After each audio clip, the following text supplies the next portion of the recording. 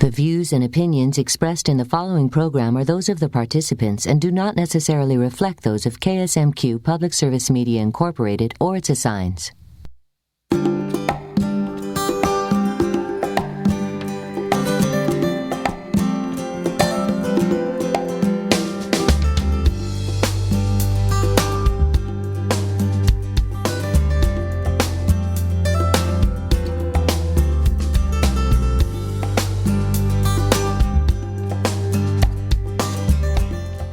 Thank you for joining us on Farm Connections. I'm Dan Hoffman, and I'm pleased to introduce our guests tonight, Gary Tomey, Dan O'Connor, and Gary Hackfeld. Tonight the topic is the economic impact of livestock production in Minnesota. And Gary, I think we'll start with you. You were involved in a University of Minnesota research project along with the Extension Service on that very thing, the economic impact of livestock production in Minnesota. Can you tell us about that? Yeah, it's one of the things that I do. We were sitting around the lunch table in our regional office one day, and we had been reading and hearing about 2007, 2008, and 2009, how difficult financially they've been for the dairy, swine, and beef industries. And my question to the group was, what happens if we lose 10, 20, or 30% of those producers? What's the economic impact to Minnesota and to the communities where those producers are located? And that's kind of what prompted the study. Well, thanks for doing it. What results came of that study? Well, there were a number of things. First of all, maybe if we could just share a little bit about how the study took place, some of the assumptions we made. That's one of the problems in research. You have some assumptions, and if you accept those, then you can accept the data. We used a software, kind of an unconventional use, but an applicable use of something called IMPLAN. The title is Impact Analysis for Planning. It's a piece of software that Main Street uses a lot and communities use a lot, measuring the economic impact of businesses, industries, government transactions, for example. I asked the folks in our office, we have two individuals, Dave Nelson and Bridget Tuck, that work with this. And I said, can we do this around the livestock industry? And they said, well, we've not done that before, but sure, I think we can. So we use the software. It's a typical input-output model. It tracks and measures the flow of dollars in and out of an industry or a community. And was designed by university economist Wilbur Mackey way back in 1987. It was set up for the U.S. Forestry Service. They wanted to measure the impact of the forest industry. And after that, a couple of his graduate students took a hold of it, privatized it actually, started their own business, which was located in Stillwater until recently. They just moved to Hudson, Wisconsin. So it is a locally developed software product. And in the software, there's a lot of historical data embedded in there, and as it relates to this study, there's a lot of USDA ag census data that's in there. So cost of production, all of those kinds of things as a reference are in there. So it's a very useful tool. And it kind of measures three impacts, direct, indirect, and induced. Direct impact for this study, and again we looked at the dairy industry, dairy finishing. From the swine industry we looked at wean to finish and farrow to finish, and the beef industry, beef cow-calf operations and beef finishing. Those 6 categories, and the reason we did is those were the numbers we had easy access to, numbers from you and Gary and other of your colleagues in the Farm Management Association. And Gary has the book there that has all those numbers in it, and that was the basis for the study. So the direct impact basically relates to how much is the industry, the producer, the dairy, swine, or beef producer, spending for inputs. That's direct impact.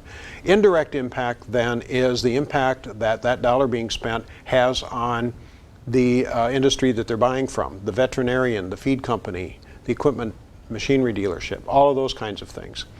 And the induced is what is the operator, owner-operator, and all the labor that they hire, what's the impact of the dollars that they spend when they go to town for groceries? They buy a car, they go to the cafe, they go to the movie, they get a haircut, those kinds of things. So it's measuring those 3 levels of impact. Now generally the IMPLAN software was used to, from a revenue standpoint, we turned it around and went from the expenditure standpoint. What I mean by that is from the revenue perspective, we've heard USDA say that our U.S. corn sales and exports account for X billion dollars of revenue to the United States. So it's revenue. Blue Earth and Nicollet County recently did a study saying, if 5% of our inputs in the manufacturing sector were purchased locally rather than importing those, what kind of impact would that have on Mankato, St. Peter, the communities? And it amounted to like $118 million and an 800 plus additional jobs. But they're looking at the revenue. So we looked at the expenditure, dollars spent, what dollars are going into the community. Some of the assumptions, again, we focused on those 6 livestock operations. We also assumed that the MnSCU numbers are representative of Minnesota numbers. We used state ag statistic numbers for total numbers of dairy, swine, and producers in the state of Minnesota. When we talk about labor and jobs, we use 2,080 hours. Now, Dan, I know you and Gary work more than 2,080 hours on the farm, but that was a standard. That was the benchmark that we used. And the dollars that we'll see in the charts were not adjusted for inflation. Inflation was fairly stable and pretty even during 2004 through 2008 are the years that we looked at.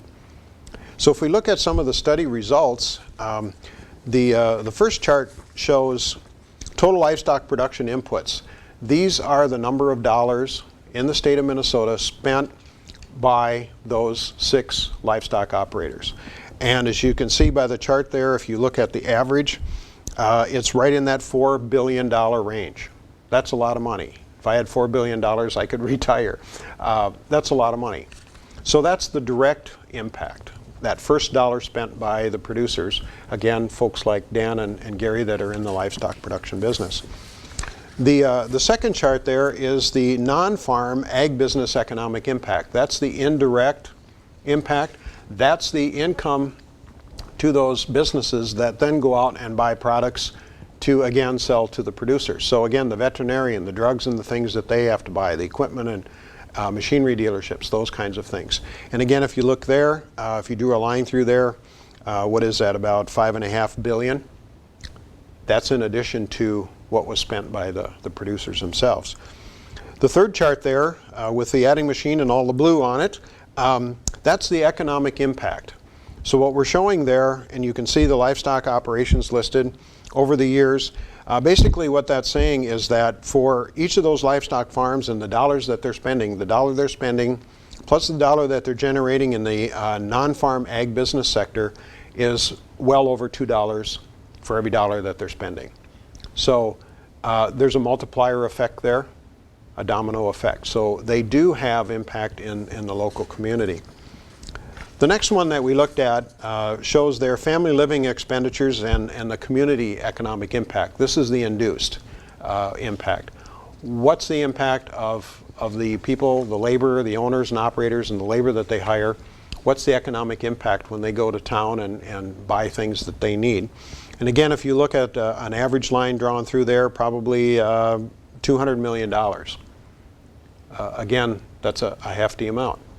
So if we add those all together, we get the next chart there with the total economic impact, the 3-level kind of solid chart. And again, what that shows us is that even during those difficult financial years, the livestock industry in the state of Minnesota is about a $10 billion business. So that's a huge impact, I think, in the state of Minnesota. There's one other aspect here, and that's the next chart with the kind of the red barn there, the farm and non-farm jobs created. And again, as you look at those operations, the issue there is that for every farm operation, there's a job on the farm plus an additional job in town in those businesses that are supplying inputs to those producers. So again, it varies a little bit based on the labor input for each of those enterprises. But again, it's well over 1 and sometimes as high as 5 and 6 jobs. So not only are we creating or generating economic impact and multipliers, but also jobs, creating jobs. So I think the livestock industry, and again, if we look at the next chart, total jobs created is about 60,000 jobs in the state of Minnesota. So that's a pretty hefty amount. So that's kind of what we found through the study. Again, I think some interesting numbers. They were surprising to me when we hit the total button and came up with that $10 billion. That's a hefty amount. That's huge, and it really contributes a lot to Minnesota's economy. The policymakers in St. Paul and Washington, Gary, are they aware of the data and the research you did? Some are, I think. Others are not. And again, I think this is part of the work that I do and part of the things that all of us need to do, whether we're a public employee, folks like yourselves working with MnSCU, or producers like Dan and Gary. We need to get the word out. I don't know about the rest of the folks, but the food that Gary and Dan produce is pretty basic to my human existence. I mean, I'm not going to exist very long if I don't eat, and I like to eat. So it's very important. The economic aspects of it are also important. It keeps the communities alive. I'm amazed at some of the rural communities. Lafayette, Minnesota, and Nicollet County, for example. There are a lot of producers up there. There's a large co-op up there, Cooperative Elevator. It's a thriving community, and it's because that agricultural entity is there, and it's booming. And so the community stays alive, and it's doing well. Wonderful data, Gary. And I'm thinking there might be some other things that we don't even have on those charts, like the income tax revenue to the state of Minnesota, Social Security, Medicare tax, estate tax, the United States government, IRS. Yep. So there's a lot of other things that are stacked on top of that. We didn't even get into that, and that would be another whole aspect is the fact that these producers are paying real estate tax, they're paying income tax, as you said, they're paying self-employment tax. Those are revenues that help to create and improve our infrastructure, which is important to all of us. In the current economy, jobs are huge, and you said Absolutely. 60,000. In addition to that 60,000, Gary, are there other peripheral jobs that aren't included in that 60,000? There would be food processors, the processing industry, and all of the other things are not included in this. So those would be in addition to that. So again, the multiplying effect of this is huge. This is just a very small part of it. The production aspect is a very small part of it. And I wish I had the percentage. I didn't bring it along with me, but it's a very small percent. The marketing, the processing, the packaging parts of the things that these two fellows produce is a much bigger part. Wonderful, and thanks for explaining and sharing that data, Gary. You're welcome. Gary Hackfeld from the University of Minnesota Extension. He's an extension educator, and where are you located? My office today is in Mankato, Minnesota. We never know with the budget situation. We kind of reorganize every once in a while, so that's where I'm officed. And a phone number if the audience has questions. It's 507-389-6722. Thank you so much. You're very welcome. Next to you is Dan O'Connor. Dan, can you give us a little bit of a background about your experiences? Well, I've been involved in farming all my life, and due to the structure of our farming operation, I actually developed into another career as well in feedlot nutrition and management, and I've headed up Big Gain's beef department for the past 15 years, and just recently with a pretty major change in my life, I've reduced my involvement and now co-heading with another gentleman at Big Gain. But I've got a unique opportunity to work in both, truly the production side and then a supporting industry. And in that supporting industry, we focused on helping our clients be very economic viable. Try to help them stay economically viable as well as help them understand the biology behind what we're doing. So in my travels, just when you talked about the viability of communities, I couldn't help but think of Adrian, Minnesota. Okay, there's a community that is, I term it the most competitive community in the state. They are a town of 1,700 people roughly, and some of the best farmers and aggressive farmers in the state, and they're thriving, and just do a fantastic job over there. So it's a place where they've invested in keeping our diversified livestock, our farming operations in place. And I think that's key. We were talking about that a little bit ago. And the aspect of having a livestock, manure, crop farming cycle going is I think a key element of the stability of agriculture in the state. Dan, for the audience that haven't traveled to Adrian, can you tell us a little bit about the profile of the community? Is it strictly livestock and crops, or only crops? What makes that industry and that town work? There's a strong mix of everything. It's a very large, Gary, you're more heavily involved in the swine industry than I am, but a very heavily involved swine part of the state, a lot of swine production. A large amount of the beef production happens in that part of the state. And then, very heavily involved in crop farming as well. And it's farm families that have stayed in there, and grown large, successful family farms, and have done it with very similar business models of incorporating the livestock production. That seems to be the real picture and the real face of what Gary's data tells us. Is that what you're saying? Exactly. Excellent. Exactly. Gary told me just a little bit about your background and what you do for work. I'm a farm business management instructor here at Riverland Community College in Austin, as well as also having a farming operation with 2 sons. So you work day and night, Gary? No. I've told a lot of people that having my 2 sons, Matt and Pat, come home and join the farming operation, they've really taken the weight of the world off my shoulders, and it's been really a good breath of fresh air to be able to share some of that responsibility with them. I guess I look at the livestock operations in our own community here in the Austin Adams area, and the viability of the communities in response to the jobs that are being talked about, and the fact that, if we look over the course of maybe the last say 50 years of modern agriculture and livestock production, the amount of work that it takes, or workers that it takes per 100 cows or per 300-400 sows, that hasn't changed very much. Those animals still need that human touch, and they respond to that, and we keep our local schools and churches and the local grocery stores and all of those places alive because of that number of people that are involved in animal agriculture.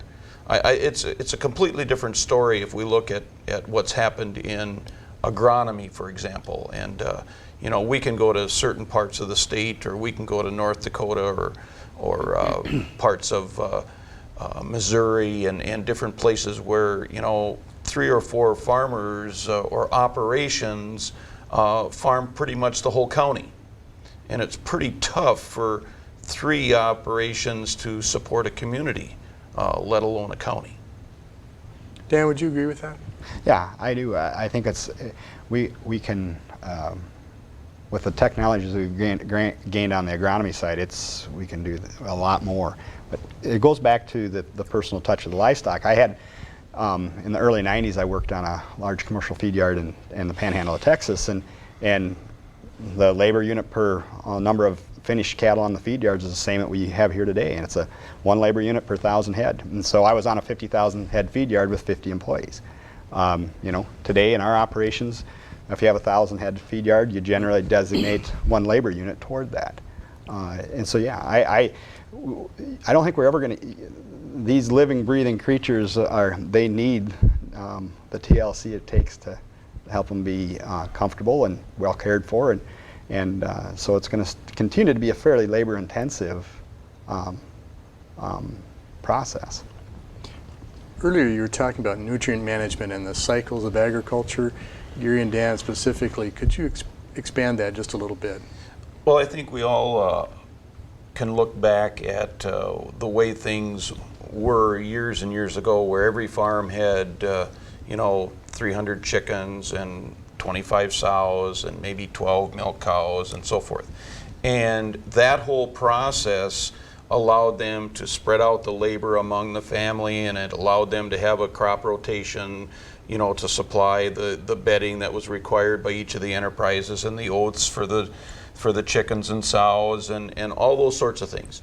Well, what we have evolved into is something that's very, very much like that, only we've been able to capture the best of all of those different things that we used to be able to spread out over, you know, a small farm, and now we can take the soil test, and we can take the manure analysis, and we can, through computer programs and so forth, we can come down to within gallons of what we need per acre to grow that next 200 bushel corn crop.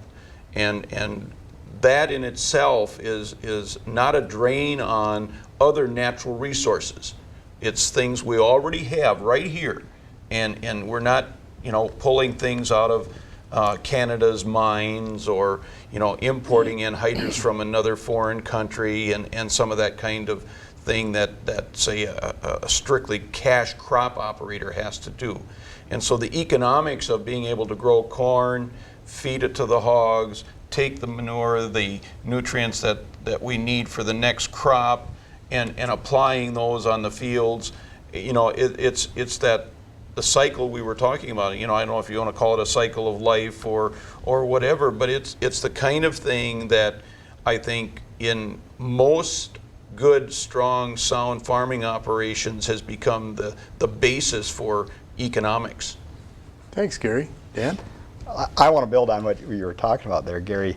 When we put a GPS unit in our solid manure truck, we're serious about getting that manure on right. And it has become that. You know, we can see, you know, years ago we hauled the manure to the closest hill that we could get to, you know, and you know, that's not an acceptable practice today, and we've gained a lot of awareness about the value of what we have. And so very disciplined and aggressive techniques in handling the manure has helped us tremendously on the agronomy side, and helps out the economics of the whole operation. It's something that is certainly being utilized well. Now people are starting to pay for the manure where you couldn't pay somebody to take it from you 15 years ago. So it's a big awareness issue, and it has a large economic impact. Great points. And here we are in the studio, Austin, Minnesota, home of a Fortune 500 company that produces meat products and employs many people around the country. And I wonder if the CEO of Hormel realizes that really he's an ag employee. What do you guys think? I'm sure he probably does. You know, they're fully aware of every day they need X number of hogs brought into their plants to be harvested and turned into Spam and Cure 81s and bacon for everybody's bacon cheeseburger, and, you know, those kinds of things that we so much take for granted. And if we back up and we look at the fact that it all has to start someplace. You know, Gary, you mentioned about enjoying eating, and you know, we're all that way, you know, and you know, I think somebody made the comment not very long ago when we were having the hamburger problems and so forth, that, you know, the E. coli's and so forth, as far as, you know, the importance of, you know, all the way from the farm to the table, how important every one of those jobs is to maintain, you know, probably the world's best food source that is any place, as far as nutrition and everything goes. We've got something that nobody else can match.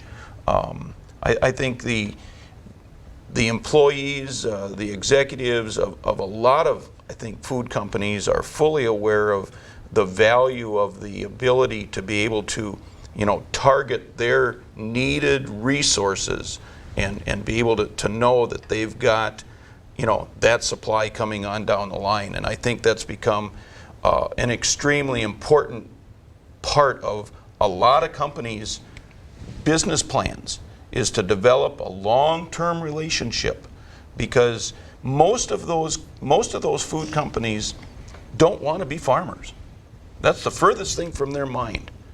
they like what they do in if it's making peanut butter or making Spam. They like doing that, and they don't like being involved in most cases in the raw production of those products. They'd much rather have it brought to them and let them, process it into the thing that they're famous for. Sounds like you're speaking of a partnership, and I hope we take that seriously and both sides do a good job in continuing that. And I guess we can go one step further, and I think Dan, you'd probably agree with this. You mentioned a community that was very vibrant, and I think that's true with most every. I left down Adams though. That's the problem. I just realized that.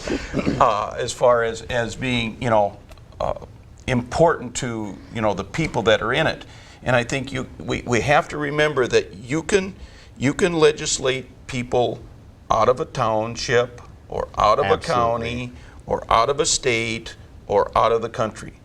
But the food is going to be produced someplace. Correct. Yep. We have to be pro-business in this state to keep it here. And the other thing, we need to do a study on the intellectual impact of agriculture in this state. Agricultural jobs today, you were getting at it, Gary. It takes highly skilled labor, highly skilled people from beginning to end to have the most wholesome food in the world.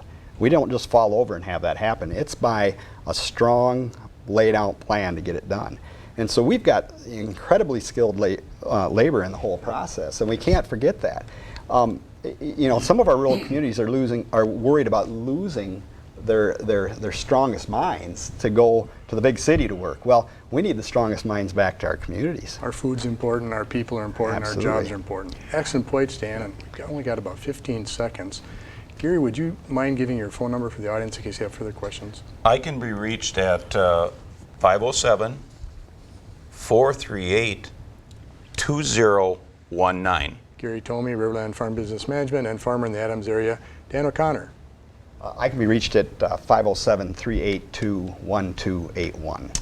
Beef, swine, and crop producer, and also nutritionist. Gary, again, please. 507-389-6722 in the Regional Extension Office in Mankato. Awesome. Great job, gentlemen. And for more information, log on to ksmq.org and click on Farm Connections. There you can find more information about the show. You can also send emails asking questions or participate with blogs. Don't forget to email us at the show. It's at farm@ksmq.org. You can also find KSMQ on Facebook and Twitter. Tune in next time as we continue discussing the impacts of agriculture on all of us. From everyone at Farm Connections,